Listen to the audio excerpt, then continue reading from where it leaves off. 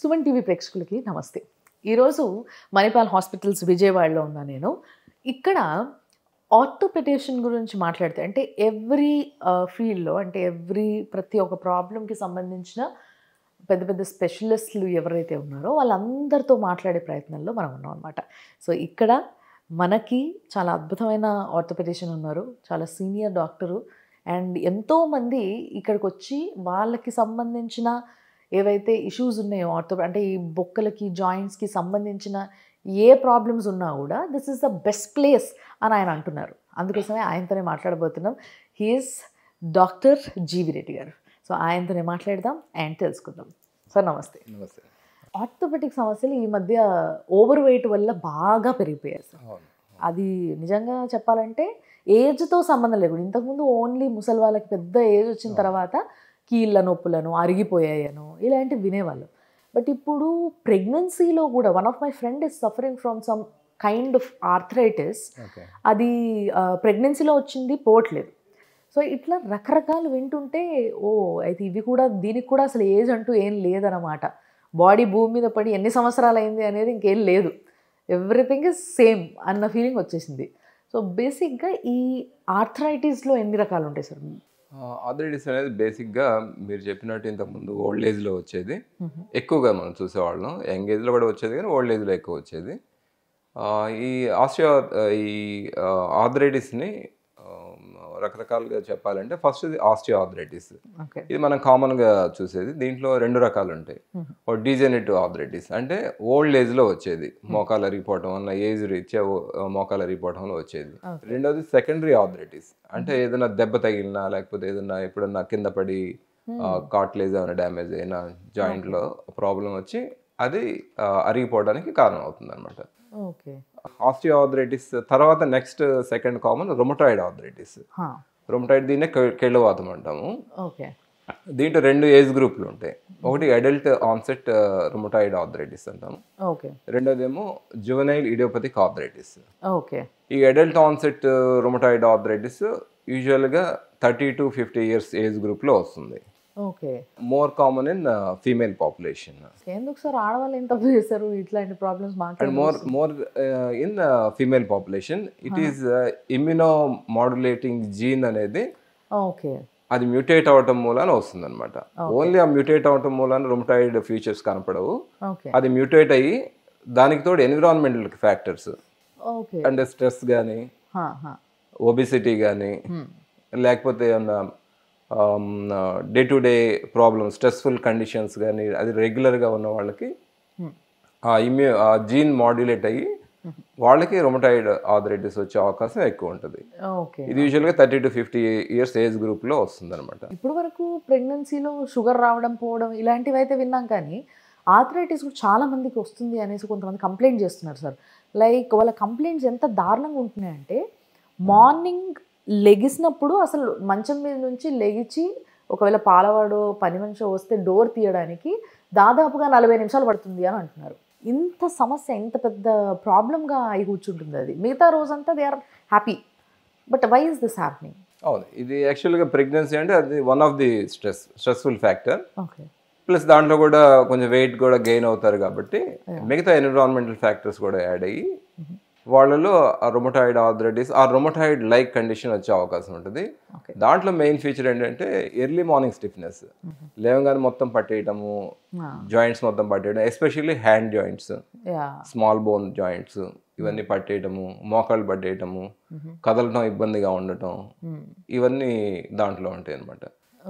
ఇంకో type of arthritis ప్రెగ్నెన్సీలోనే కాకుండా చిన్నపిల్లల్లో కూడా బిఫోర్ 15 years ఏదైతే ఈ జాయింట్కి సంబంధించిన రిలేటెడ్ ప్రాబ్లమ్స్ చూస్తామో అది ఎస్పెషల్లీ 15 years లోపల వచ్చే వాటిని జువెనైల్ ఇడియోపతిక్ ఆర్థరైటిస్ అంటాం అనమాట. వీటికి యాక్చువల్గా కరెక్ట్గా ట్రీట్మెంట్ అది ఎర్లీ డయాగ్నోసిస్ ఉండి మనం ఎర్లీగా డయాగ్నోస్ చేసి ఎర్లీగా ట్రీట్మెంట్ స్టార్ట్ చేస్తే ఇది యాక్చువల్గా కంప్లీట్గా రెమిషన్ ఉండే అవకాశం ఉంటుంది ఈ జువెనైల్ ఆర్థరైటిస్ అనేది. అది కాకుండా అది నెగ్లెక్ట్ చేసినా బాగా లేట్ అయినా జాయింట్ అనేది డ్యామేజ్ అయ్యి తర్వాత ఫ్యూచర్లో కూడా జాయింట్ పెయిన్స్ తోటి ఇబ్బంది పడే అవకాశం ఉంటుంది. ప్లస్ ఫ్యూచర్లో కూడా ఎర్లీగా ఆపరేషన్ చేయించుకోవాల్సిన అవసరం వస్తుంది అనమాట. అసలు కారణాలు ఏంటి సార్ ఈ జూనైల్ ఆర్థరైటిస్ రావడానికి? ఇవన్నీ ఇమ్యూనో మాడ్యులేషన్, అంటే మన ఇమ్యూన్ సిస్టమ్ ఏదైతే ఉంటుందో ఓకే, అది మిస్గైడ్ చేసి మన హెల్దీ టిష్యూ దగ్గరే అది రియాక్ట్ అవుతుంది అనమాట. ఓకే ఓకే, ఎక్కువ especially joints and connective tissue మీద దాని ప్రభావం చూపిస్తుంది. ఓకే, అందుకని జాయింట్ డ్యామేజ్ అవుతుంది. ప్లస్ కొంతమంది మజిల్ పెయిన్స్, మయాలియాస్, బాగా వీక్గా ఉండటం. ఓకే, ప్లస్ కొంతమంది టెండాన్స్ కూడా ఎఫెక్ట్ అయ్యి ఫింగర్ డిఫార్మిటీస్ కానీ టో డిఫార్మిటీస్ కానీ ఇవన్నీ వచ్చే అవకాశం ఉంటుంది. అండ్ చాలా మందిలో ఇప్పటికీ ఒక పెద్ద క్వశ్చన్గా మిగిలిపోయింది ఏంటంటే సార్, ఒక ఏజ్ తర్వాత లైక్ మనం ఎప్పుడు ఏజ్తోనే అనుకుంటూ ఉంటాం కదా, ఏదైనా కానీ, ఏ నొప్పి అయినా ఏ బాధ అయినా everything comes along with the age అని అంటూ ఉంటారు కదా. సో కొంతమందిలో 30s దాటంగానే, కొంతమందిలో 20sలోనే, కొంతమంది 40sలో పడగానే they find so many changes happening with their body. So దీంట్లో కొంతమందికి చిన్న చిన్న నొప్పులు వచ్చినప్పుడు they don't identify it as some arthritis is gone affect అని. అంటే ఒక ఆర్థరైటిస్ రాబోతుందా, లేకపోతే జస్ట్ నొప్పా, లేకపోతే నేను ఎక్కువ పని చేయడం వల్ల వచ్చిందా, నాకు రెస్ట్ లేకపోవడం వల్ల వచ్చిందా, ఇట్లా అనుకుంటూ ఉంటాం. యాక్చువల్గా మనకు ఒక arthritis, any kind of arthritis రాబోతుంది, దానికి సిమ్టమ్స్ వస్తున్నాయి, సిగ్నల్ ఇస్తుంది బాడీ అంటే ఆ సిగ్నల్స్ ఎలా ఉంటాయి అసలు? ఫస్ట్ మనకి బాగా నీరసంగా ఉండటం, బాగా మజిల్ వీక్నెస్ ఉండటం, బాగా స్టిఫ్గా బాడీ అంత స్టిఫ్గా అయిపోయినట్టు ఉండటం, తొందరగా అలసట రావటము, ప్లస్ ఆకలి వేయకపోవటం, సరిగా నిద్ర పట్టకపోవటం, ప్లస్ జాయింట్లో కొంచెం వాపులాగా రావటము, జాయింట్ పట్టేసినట్టు ఉండటం, ఏదైనా చిన్న పని చేయాలన్నా ఇబ్బందిలాగా స్టార్ట్ అవటము, కొంచెం ఒక కైండ్ ఆఫ్ ఇన్కన్వీనియన్స్ ఫీల్ అవుతాం అనమాట. That is the early sign, either for rheumatoid or osteoarthritis. దేనికైనా అది early sign. And which is the most serious condition అంటే ఏం చెప్తారు ఈ ఆర్థోపెడిక్ ప్రాబ్లమ్స్లో, ఇష్యూస్లో? ఎస్పెషల్లీ జాయింట్కి సంబంధించి అయితే రొమటాయిడ్లోనే ప్లస్ పాలిఆర్థ్రాలియా, ఎక్కువ జాయింట్స్ ఇన్వాల్వ్ అయిన వాళ్ళకి, ప్లస్ తక్కువ ఏజ్లో ఎఫెక్ట్ అయిన వాళ్ళు, అరౌండ్ 30 ఆర్ బిలో 30 ఎఫెక్ట్ అయిన వాళ్ళకి సీరియస్ కాన్సిక్వెన్సెస్ ఉండే అవకాశం ఉంటుంది. ప్లస్ వాళ్ళకి జాయింట్ డిఫార్మిటీస్ కానీ, లేదా ఫ్యూచర్లో జాయింట్కి సంబంధించి ఆపరేషన్ చేయించుకోవాల్సిన అవసరం కానీ ఎర్లీగా వచ్చే అవకాశం ఉంటుంది. Okay okay. మిగతావి ఏదైతే మోనో ఆర్టిక్యులర్ అంటే సింగిల్ జాయింట్ ఎఫెక్ట్ అయినా, లేకపోతే ఎక్కువ వయసులో వచ్చినా కూడా రొమటాయిడ్ ఆర్థరైటిస్ అనేది సర్జరీ దాకా వెళ్ళాల్సిన అవసరం రాకపోవచ్చు, ఆ మెడికేషన్కి తగ్గే అవకాశం ఉంటుంది. సో బట్ మనం చాలామందిని చూస్తాం సార్, ఒక్కసారి ఒక ఏజ్ వచ్చిన వాళ్ళు అయినా కానీ ఎవరైనా ఏదైనా నొప్పి, ఫర్ ఎగ్జాంపుల్ మోకాలు నొప్పి, వీళ్ళు ఏదేదో రుద్దేస్తూ ఉంటారు దానికి, రకరకాల క్రీమ్స్, ఆయింట్మెంట్స్, ట్యాబ్లెట్స్. అసలు ఈ మధ్య ఇంకా మెడికల్ ఫీల్డ్లో చాలా రకాలు ఏవేవైతే ఉన్నాయో అన్ని రకాల ట్యాబ్లెట్స్ వాడేయడము, దీనివల్ల కొంచెం రిలీఫ్ వచ్చింది అని చెప్పి పెయిన్ కిల్లర్స్ వేసేసుకోవడము, ఇలాంటివి మనం ఎన్నో చూస్తున్నాం. బట్ ఇది చాలా లాంగ్ ప్రాసెస్, చాలా రోజులు మనల్ని పట్టుకొని పీడిస్తూ ఉంటుంది ఈ ప్రాబ్లం. సో ఇలాంటి ప్రాబ్లంకి ఎండ్ ఉందా లేదా అంటే ఏం చెప్తారు? అసలు ఎనీ సొల్యూషన్ ఏదైనా? డెఫినెట్గా అండి. ఈ ఎర్లీ సైన్స్ ఎప్పుడైతే కనపడినాయో అప్పటి నుంచి మనం మెడికల్ షాప్లో మందులు తీసేసుకోనో, లేకపోతే మనకు తెలిసిన మందులు వాడేసో అట్లా చేయకుండా ఎర్లీగా డాక్టర్ని కన్సల్ట్ అయ్యి అది కరెక్ట్గా దాంట్లో ఫిట్ అవుతుందా లేదా, ఆ ఆర్థరైటిక్ కండిషన్స్లో ఫిట్ అవుతుందా లేదా చూసుకొని దానికి సంబంధించిన మందులు స్టార్ట్ చేయాలి. దీనికి చాలా రకాలైన మందులు ఉన్నాయి. అంటే కొంతమంది వెళ్ళిన తర్వాత సర్జరీ అంటారేమో అని భయపడతారు. యాక్చువల్గా వచ్చిన 100 కేసుల్లో 95 కేసులకు సర్జరీ అవసరం ఉండదు.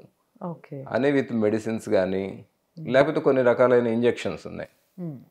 ఇప్పుడు మోస్ట్ కామన్గా మనం యూజ్ చేసేది పిఆర్పి ఇంజెక్షన్స్ ఉన్నాయి, లేదా plasma therapy, stem cells injections ఉన్నాయి, ప్లస్ కొంతమందికి nutritional supplements.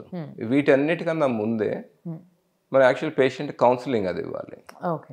Life style modification ఏమైనా ఉపయోగపడుతుందో చూడాలి. ప్లస్ వెయిట్ రిడక్షన్ వల్ల ఏమన్నా ఆ పెయిన్ అది తగ్గుతుందేమో చూడాలి. ఫస్ట్ ఇవన్నీ ట్రై చేసిన తర్వాత మెడికేషన్ వాడుకోవాల్సి వస్తుంది. ఈ పిఆర్పి కూడా ఇప్పుడు స్టేజ్ 4 వాళ్ళకి, స్టేజ్ 3 వాళ్ళకి ఇస్తే పెద్ద ఉపయోగం ఏమి ఉండదు. ఎర్లీ స్టేజ్లో అంటే ఎప్పుడైతే మనకి స్టార్ట్ అయినా గ్రేడ్ 1, గ్రేడ్ 2 స్టేజ్లో మనకి పిఆర్పి కానీ లేకపోతే స్టెమ్ సెల్స్ కానీ ఇస్తే అది కొద్దిగా మార్జినల్ బెనిఫిట్ అయితే ఉంటుంది. కానీ ఇవన్నీ అప్రూవ్డ్ ప్రొసీజర్స్ అయితే కావు, స్టిల్ ఎక్స్పెరిమెంటల్ స్టేజ్లోనే ఉన్నాయి. సో బేసిక్గా అవన్నీ కూడా ట్రీట్మెంట్స్ ఇక్కడైతే ఉన్నాయి పేషెంట్స్ కోసం. లైక్ వాళ్ళ యొక్క స్టేజ్ని చూసి వాళ్ళకి ఏది అవసరము ఏది కరెక్ట్ అనేది చూసి మీరు చేయడానికి ఎవ్రీథింగ్ ఈజ్ దేర్. సో ఆ ప్రాబ్లం అయితే ఏమీ లేదు. సో మణిపాల్ హాస్పిటల్స్లో ఆర్థోపెడిషియన్స్ చాలా మంచి సీనియర్ మోస్ట్ డాక్టర్స్ ఉన్నారు. అండ్ ద సేమ్ టైం అన్ని ట్రీట్మెంట్స్ ఇక్కడ మీకు ఎప్పటికప్పుడు అందుబాటులో ఉంటాయి కాబట్టి అసలు ఏ ప్రాబ్లం లేకుండా విజయవాడలో ఉన్న మణిపాల్ హాస్పిటల్స్కి రావచ్చు. So thank you so much sir. Thanks a lot.